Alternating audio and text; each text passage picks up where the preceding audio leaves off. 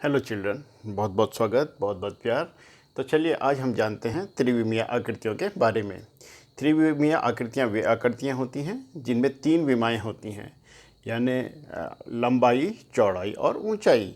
जैसे कि आप ये एक कमरा देख लीजिए। जैसे कमरे में क्या होता है, लंबाई भी होती है, कमरे की चौड़ाई भी होती है और ऊंचाई भी होती है। तो जिसमें तीनों विमाएँ होती हैं उनको हम कहते हैं त्रिविमीय आकृतियाँ।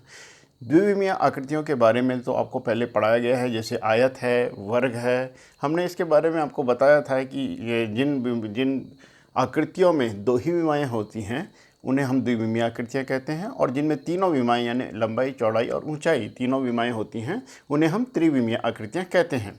तो आइए जानते हैं आज कुछ त्रिविमीय आकृतियों के बारे में, इनके तलों के बारे में, और हम पढ़ेंगे इसके शीट्स के बारे में और किनारों के बारे में। तो देखिए, सबसे पहले मैंने यहाँ पर, जैसे आपको दिखाई दे रहा होगा, मैंने यहाँ पर एक शंकुआकार, शंकु के आकार, ये इसको बोलते हैं हम शंकुआकार। तो एक आकृति यहाँ पे बनाई है शंकुआकार। तो ये अक्सर आपने देखा होगा, जैसे आइसक्रीम के बच्चे कोन लेते हैं तो कोन कैसा होता है, शंकुआकार आकृति का होता है। ऐसी जोकर की टोपी, वो भी शंकुआकार आकृति की होती है। तो आइए जानते हैं इसके तलों के बारे में। तल, बेसिकली मैंने तल के बारे में एक अलग सा वीडियो बनाया था कि तल दो तरह के होते हैं, वक्रतल और समतल। तो चलिए अब यहाँ पर, जैसे ये मैंने एक छोटा सा मॉडल बनाया है यहाँ पे, ये आप दिखाई दे रहा होगा आपके स्क्रीन में। ये शंकुआकार आकृति है, शंकु के आकार की है। तो इसके तल के बारे में देखिए, एक तल तो इसका ये है, ये जो घुमा हुआ तल है इसको हम बोलते हैं वक्रतल। तो शंकु में ये एक तल तो होता है वक्रतल, और दूसरा तल ये आपके नीचे दिखाई दे रहा होगा, एक गोल सा, ये है समतल, ये है समतल। तो इसमें दो तल होते हैं, एक होता है वक्रतल और दूसरा होता है इसमें समतल। तो इसमें दो तल होते हैं और इसके किनारे, इसमें एक किनारा होता है। देखिए, जहाँ पर तल मिलते हैं वो होता है किनारा। जैसे ये आपको मैंने जैसे बताया था, ये वक्रतल है और ये समतल है। तो ये दोनों तल, अब ये तल को अगर मैं हटा दूँ इसके, तो इस किनारे पर ये दोनों, दूसरा तल ऐसे जुड़ा हुआ है, तो ये इसका एक किनारा है। ये इसका क्या है, किनारा।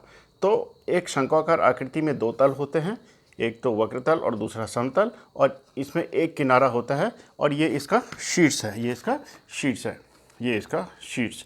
तो शीर्ष होता है इसमें एक, और किनारे होते हैं एक, और तल होते हैं इसमें दो।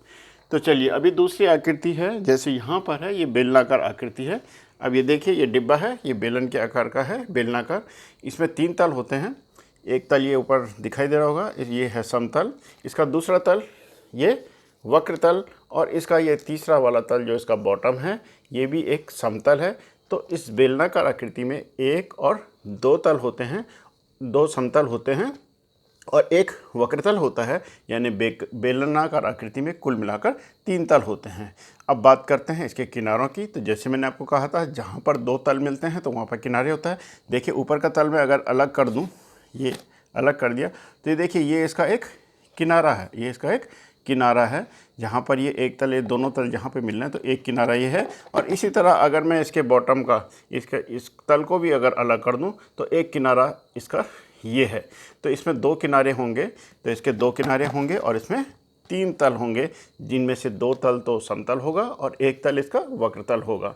और इसमें कोई भी शीर्ष नहीं होता, शीर्ष यानी कोना, इसमें कोई भी कोना नहीं होता। आइए अब हम बढ़ते हैं तीसरी आकृति की तरफ। तीसरी आकृति है हमारे पास एक गोलाकार आकृति। ये देखिए, ये सैंपल है, यहाँ पे गोलाकार आकृति है। इसमें एक ही तल होता है, ये देखिए, इसके चारों तरफ एक घुमा हुआ तल है। तो इसमें एक ही तल होता है, ये होता है वक्रतल। इसमें ना कोई किनारा होता है और ना ही इसमें कोई शीर्ष होता है। इसलिए आप इसको ऐसे याद रखेंगे कि गोलाकार आकृति में सिर्फ एक ही तल होता है, वक्रतल होता है, ना इसमें कोई भी किनारा नहीं होता और कोई भी शीर्ष नहीं होता। अब बढ़ते हैं हम चौथी आकृति की तरफ।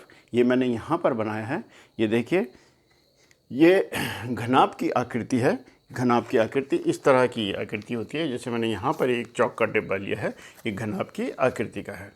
देखिए, घनाभ और घन में थोड़ा सा अंतर होता है, दोनों आकृतियाँ लगभग एक जैसी ही होती हैं। अभी घन के बारे में भी हम देखेंगे, लेकिन इसमें क्या होता है कि इसकी तीन विमाएँ देखिए, ये इसकी लंबाई है, और ये इसकी चौड़ाई है, और ये इसकी ऊंचाई है। इसकी लंबाई, चौड़ाई और ऊंचाई अलग अलग माप की हैं, यानी तीनों बराबर नहीं हैं। इसलिए इस आकृति को हम कहते हैं घनाभ।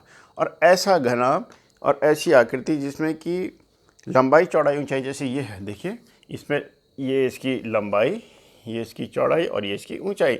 इसमें तीनों बराबर हैं, लंबाई भी, चौड़ाई भी और ऊंचाई भी, तीनों विमाएं बराबर हैं। तो जिसमें तीनों विमाएं बराबर होती हैं उसे हम घन कहते हैं, और जिसमें तीनों विमाएं बराबर नहीं होती उसे हम घनाभ कहते हैं। तो आइए जानते हैं अब इसके तलों के बारे में।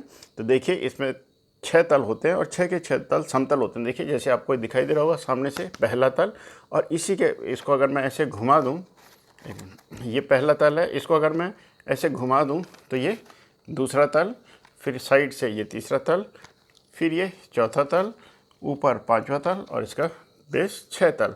तो इसमें 6 तल होते हैं। तो घनाभ की आकृति में 6 तल होते हैं।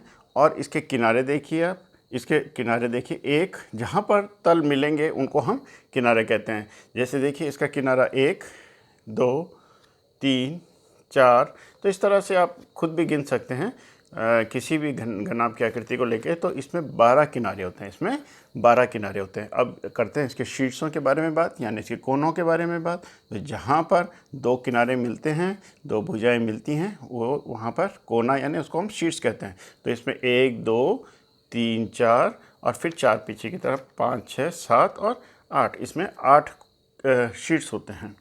तो आप याद रखिए कि किसी भी घनाभ की आकृति अगर कोई है तो उसमें 6 तल होंगे। 6 के 6 तल समतल होते हैं। इनमें 12 किनारे होते हैं, या भुजाएं बोल लीजिए आप, और इसकी या कोर भी कह सकते हैं आप। और इसमें 6 कोने होते हैं, ये 6 शीर्ष होते हैं। सॉरी, 8 शीर्ष होते हैं, 8 शीर्ष होते हैं। और इसके जो जितने भी तल होते हैं घनाभ के, ये आयताकार होते हैं। अब आइए बात करते हैं घन की। देखिए घन और घनाभ का लगभग शेप एक ही होता है। थोड़ा ये अंतर होता है कि घन में तीनों विमाएं बराबर होती हैं। तो इसके जो तल होते हैं इसमें भी 6 ही तल होते हैं, जैसे घनाभ में है तो घन में भी 6 ही तल होते हैं। इसमें भी 12 किनारे होते हैं या भुजाएं होती हैं। और इसमें भी ये देखिए मैंने लाल से ये मार्क किया हुआ है, ये इसके कोने हैं, यानी ये इसके शीर्ष हैं। तो इसमें 8 शीर्ष होते हैं। जैसे घनाभ में 8 शीर्ष होते हैं, घन में भी 8 शीर्ष होते हैं। और ये किनारे मैंने हरी पट्टियाँ ये देख रहे होंगे, ये मैंने इसको किनारे हरी पट्टियों से दिखाया, हरे रंग से दिखाया है। तो इसमें जैसे मैंने आपको बताया था कि इसमें 12 किनारे हैं या भुजाएं हैं। और ये पीले रंग से आप ये देख रहे होंगे तल हैं, तो इसमें 6 तल हैं। इसके सभी तल वर्गाकार होते हैं। तो इस तरह से आज हमने ये 3 डायमेंशनल या त्रिविमीय आकृतियों के बारे में पढ़ा, उनके तलों के बारे में, शीर्ष के बारे में और किनारे के बारे में पढ़ा। तो आई होप इससे आपको बहुत कुछ सीखने को मिलेगा। So thanks a lot.